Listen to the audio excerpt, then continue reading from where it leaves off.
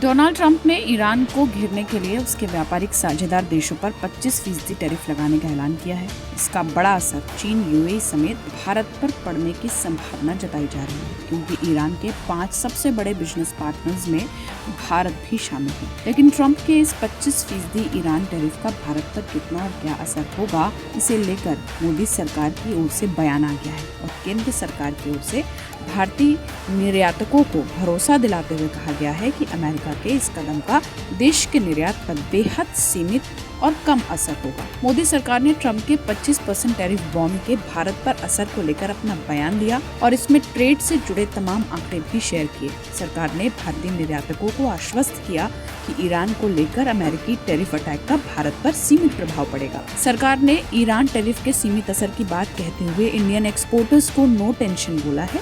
इसके बावजूद कुछ सेक्टर्स में निर्यातकों में चिंता है, खास तौर पर वो जो बासमती चावल का निर्यात करते हैं। बता दें कि पारंपरिक रूप से ईरान इंडियन बासमती राइस के सबसे बड़े खरीदारों की लिस्ट में शामिल है।